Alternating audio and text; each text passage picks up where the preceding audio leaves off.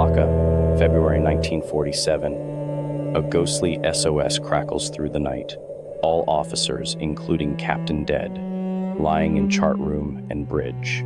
Possibly whole crew dead. Then silence. Until the final haunting words, "I die." From the depths of my collection, the War Maestro brings you a tale of the seas that still haunts maritime records to this day. In the immediate aftermath of World War II, the waters of Southeast Asia remained a treacherous maze of hidden dangers. Japanese mines still drifted silently beneath the waves, while the ghosts of countless sunken vessels seemed to whisper warnings to passing ships. The Strait of Malacca, that narrow corridor of darkness between Sumatra and Malaysia, had witnessed more than its share of wartime horrors. But what happened in February 1947 would eclipse them all. US Navy signalman Thomas Reynolds sat at his monitoring station in Singapore Naval Base, his fingers tapping idly against his coffee mug as he listened to the usual midnight chatter of merchant vessels. The tropical heat made his uniform cling uncomfortably, even as the station's ancient fan whirred overhead. At 0200 hours, the familiar static was broken by an urgent message that made his blood run cold. All officers, including Captain, dead, lying in chart room and bridge. The voice crackled through his headphones, the words punctuated by bursts of static. Possibly whole crew dead. The transmission originated from a vessel identifying itself as the SS Orang Maiden, a Dutch merchant ship that strangely appeared in no official registries. Morrison's training kicked in as he quickly noted the coordinates and attempted to establish clearer contact. The voice continued, growing more desperate. "I die." Then, nothing but the hollow hiss of dead air. He immediately alerted his superior officer, Lieutenant Commander William Hayes, who recognized the coordinates as being near the Silver Star, an American merchant vessel currently patrolling those waters. As they prepared to dispatch a rescue mission, Hayes pulled Morrison aside, his face grave in the dim light of the radio room. "During the war," Hayes said quietly, "we had intelligence about unregistered vessels moving classified cargo through these waters. German U-boats, Japanese submarines, things that never made it into official records." He paused, studying a navigational chart. The Dutch East Indies were occupied territory. God knows what's still out there. As Morrison watched the rescue coordinates being relayed to the Silver Star, he couldn't shake the feeling that they were about to uncover something far worse than wartime smuggling. The Strait of Malacca had always been a graveyard of secrets, but some secrets, he would soon learn, were never meant to be found. The Silver Star's captain, Robert Miller, had seen his share of horrors during the Pacific War. As his vessel cut through the dark waters toward the Orang Medan's last known coordinates, he couldn't shake the memory of a similar distress call he'd received off the Philippines in '44. That time, they'd found only debris and oil slicks, remnants of another merchant ship claimed by Japanese submarines. But this felt different. The night air hung thick and still, unusually calm for the strait. Chief Engineer Marcus Chen noticed it first, the complete absence of the usual seabirds that followed ships through these waters. Even the constant hum of the Silver Star's engines seemed muffled, as if something was smothering all sound. "Water temperatures dropping," Chen reported, frowning at his instruments. "Down 8 degrees in the last hour. That's not natural in these waters." He wiped condensation from the gauge, double-checking the reading. Barometers falling too, fast. The crew's unease grew as they approached the coordinates. The strait was typically crowded with merchant traffic, but they hadn't seen another vessel for hours.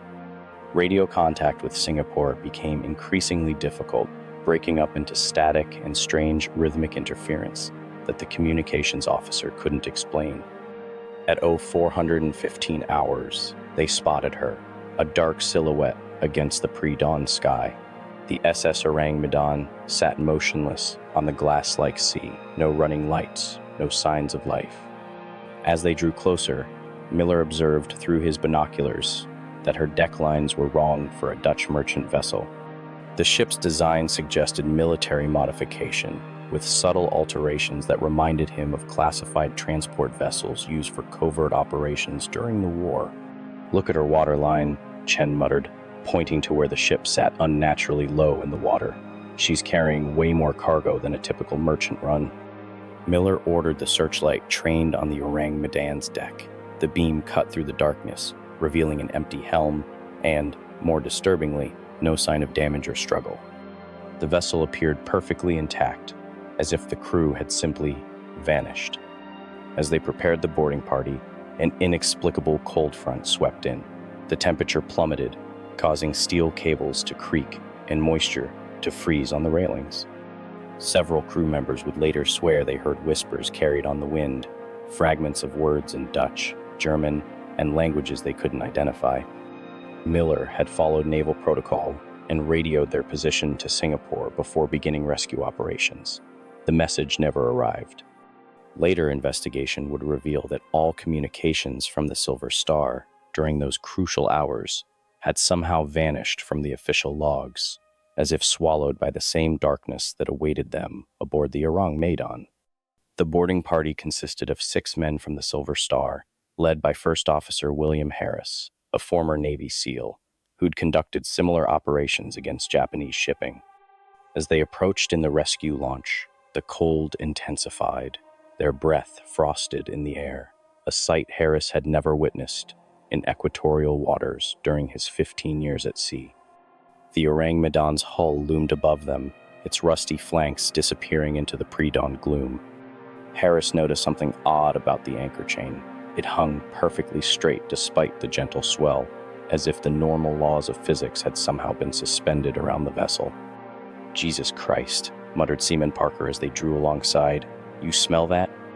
A sickly sweet odor drifted down from the deck, reminiscent of the chemical weapons Harris had encountered during classified operations in the Pacific Theater. But there was something else beneath it, a metallic tang that made his teeth ache and set his combat instincts screaming. They found the boarding ladder already down, swaying slightly though there was no wind. As Harris led the climb, his hand touched the metal rungs. They were ice cold, burning his skin through his gloves.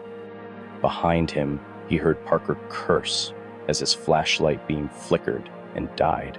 One by one, all their electrical equipment began to fail. The main deck was a steadying contradiction. Everything was precisely ordered, almost artificially so. No scattered equipment, no signs of panic or battle. But as Harris's eyes adjusted to the darkness, he noticed impossible details. The wooden planks beneath their feet showed no wear. The metal fittings displayed no corrosion despite the salt air. It was as if time itself had stopped aboard the Orang Medan. Then they found the first body. A crewman lay spread-eagled on the deck, his limbs contorted at unnatural angles. His eyes were wide open, mouth frozen in a rictus of absolute terror. Harris had seen countless dead during the war, but never an expression like this. It was the face of a man who had witnessed something his mind couldn't process. "He's pointing at something," Parker whispered, gesturing to the corpse's rigidly extended arm. It directed their attention to the bridge, where a faint light flickered behind the windows. As they approached the bridge ladder, the temperature dropped even further. Frost patterns began forming on their uniforms, impossible geometric shapes that didn't follow the natural crystalline structure of ice. Harris touched one and felt an electric shock of wrong course through his body. The bridge door was sealed, not locked. When they finally forced it open, the horror inside would change their understanding of reality forever. But first, Harris noticed something that made his combat-hardened blood run cold. All their shadows were pointing in different directions, despite the single beam of their remaining flashlight. The bridge of the Orang Medan defied everything Harris knew about maritime disaster. No overturned furniture, no signs of struggle or panic, just bodies frozen in bizarre tableaus of terror. The captain still sat in his chair, spine arched backward at an impossible angle, fingers clawing at empty air. His face bore the same expression of unspeakable horror as the deck crew, but his eyes reflected something that made Harris's combat-hardened resolve waver. "Sir," Parker called out, his voice trembling as he examined the ship's log. "Last entries in German, not Dutch." He squinted at the cramped handwriting. Something about "they're walking through the bulkheads and the cargo is awake." The navigation charts told an impossible story. The orang-medan's plotted course zigzagged erratically, as if the helm had been manned by a madman, or someone desperately trying to escape something that couldn't be evaded. More disturbing were the temperature records, showing a steady drop from tropical warmth to near freezing over the span of just 2 hours. Harris's attention fixed on the radio operator station. The young man's body was slumped over his equipment, one hand still gripping the transmitter. A half-finished cup of coffee sat beside him, frozen solid. But it was the message log that made Harris's skin crawl. The final entry was written in the operator's blood, not ink. "Sie kommen durch die Wände." They're coming through the walls. The helm's brass fittings had been polished to a mirror shine, recently judging by the rags still clutched in the helmsman's rigid fingers. Harris caught his reflection in the brass and froze. For a split second, he saw something standing behind him, a dark figure in what looked like an old German Navy uniform, its face hidden behind an officer's cap. When he spun around, the bridge was empty save for his boarding party and the dead. "Check for survivors below decks," Harris ordered, fighting to keep his voice steady. But as Seaman Rodriguez turned toward the bridge door, he stopped abruptly. "The bodies, sir," Rodriguez whispered. "Look at their watches." Harris moved from corpse to corpse, examining their timepieces. Every single watch had stopped at exactly 3:33 a.m., but that was impossible. They'd received the distress call at 2 a.m. He checked his own watch, a reliable military-issue chronograph that had never failed him through countless combat operations. It read 3:32 a.m., and it had stopped. The descent into the orang-medan's lower decks felt like entering a tomb. Their remaining flashlight cast weak shadows that seemed to move independently of their source, twisting away from the beam rather than being banished by it. The air grew thicker with that sickly sweet chemical smell, making their eyes water and skin tingle. Harris recognized the corridor layout. It matched certain classified German transport vessels he'd encountered during covert operations. But something was wrong with the proportions. The passageways seemed to stretch longer than the ship's external dimensions should allow, and doors that appeared close took too many steps to reach. "Those are burn marks," Rodriguez observed, running his hand along a bulkhead. "But they're burned from the inside out." The metal was indeed warped and scorched, but in patterns that defied physics, like frost flowers blooming on winter glass, but made of seared steel. They found more bodies in the crew quarters, each frozen in positions of terror. Some had apparently been trying to claw through solid steel walls with their bare hands. Others were huddled in corners, hands pressed over their ears as if trying to shut out some unbearable sound. One man had written a series of numbers on the wall in his own blood, the same sequence over and over, 3 to 3, -3. Parker stumbled suddenly, catching himself against a bulkhead. "Sir, my legs." Something's wrong with the deck.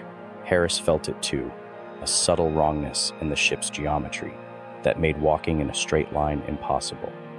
It was as if gravity itself was bending around something in the cargo hold below.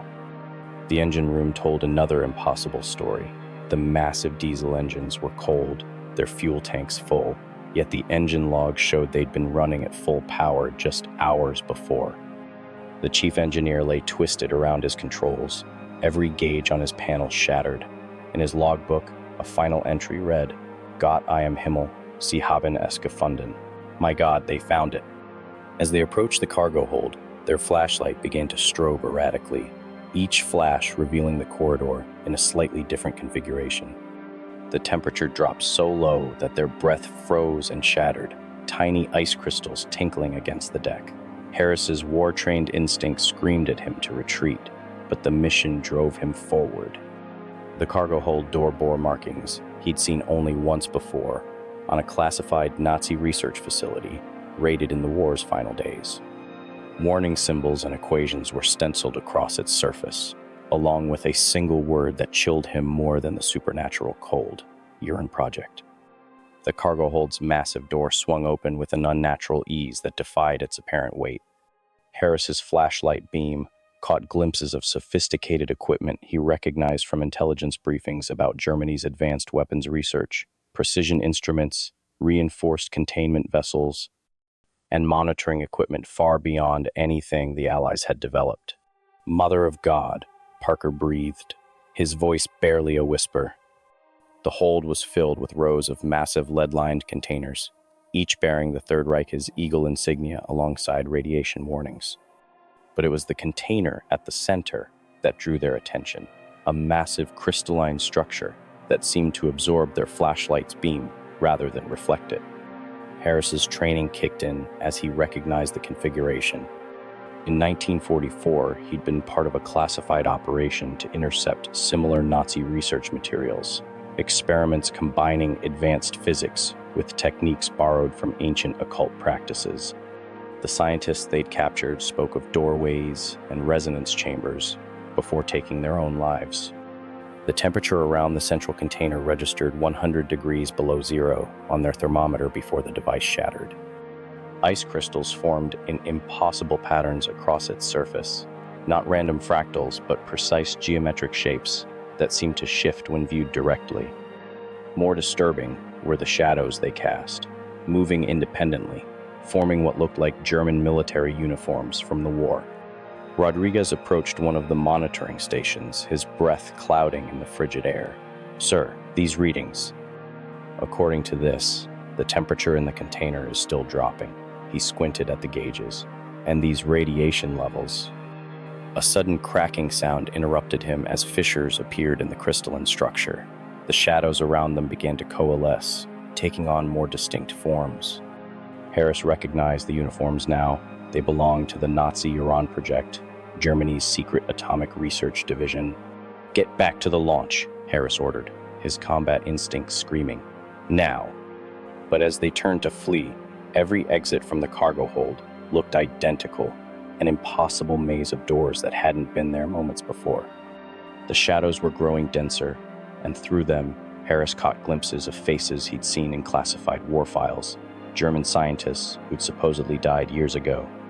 Their flashlight flickered one last time, revealing German text carved into the container's surface. "Wenn du lang in einen Abgrund blickst, blickt der Abgrund auch in dich hinein." When you gaze long into an abyss, the abyss also gazes into you. The beam died completely as a high-pitched whine filled the air, and the temperature plummeted further. In the darkness, Harris heard Parker scream, not in fear, but in recognition of something that shouldn't exist. In the pitch darkness of the cargo hold, Harris heard Parker's scream cut off abruptly. The shadows had substance now, cold spots that moved with purpose, carrying the lingering scent of German cigarettes and wool uniforms. His combat-trained senses detected movement all around them, the sound of boots on metal decking, the soft murmur of German voices discussing equations and calculations. "They're not ghosts," Rodriguez whispered, his voice tight with recognition. "They're echoes, like photographs burned into time itself." As a combat photographer in the Pacific Theater, he'd seen film exposed to atomic tests, images branded into the emulsion by radiation rather than light. The crystalline container cracked again, wider this time. Through the fissures came a light that wasn't light, more like the absence of darkness itself. The temperature dropped so low that the metal deck beneath their feet began to crack. Harris felt his thoughts growing sluggish, but his wartime training kept him focused. This was what the Uran Project had been working on, not just atomic weapons, but something far worse. They'd created a door, and now that door was opening again. The shadows converged around them, German scientists and soldiers who'd vanished in the war's final days, their forms flickering between then and now, young and old, alive and dead. Harris recognized one face from his intelligence briefings, Dr. Werner Klein, the brilliant physicist who'd claimed to have discovered something in between space and time. Harris felt reality starting to unravel around them. The cargo hold's dimensions twisted impossibly, metal bulkheads folding like paper as time itself began to buckle. Through the chaos, he glimpsed other versions of the Orang Medan, one still under construction in a Dutch shipyard, another lying broken on the seafloor decades hence. all existing simultaneously. Sie verstehen endlich. They finally understand, a German voice whispered from the shadows. The ship's hull groaned as if under immense pressure. Steam began venting from pipes that should have been empty, and the deck plates grew hot beneath their feet.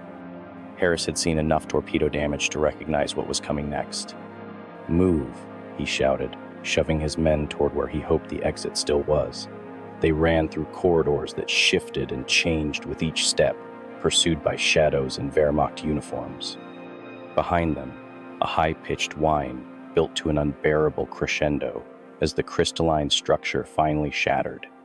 They barely made it back to the Silver Star's launch before the first explosion. The Orang Medan's hull blazed with an unnatural light as whatever lay in its hold finally broke free. The blast that followed wasn't just an explosion. It was as if a piece of reality itself had been torn away. Hours later, as the Silver Star's crew watched the last pieces of wreckage slip beneath the waves, Harris composed his official report. He knew no one would believe the truth, so he wrote what history would accept: an abandoned vessel, an accidental explosion, another maritime mystery.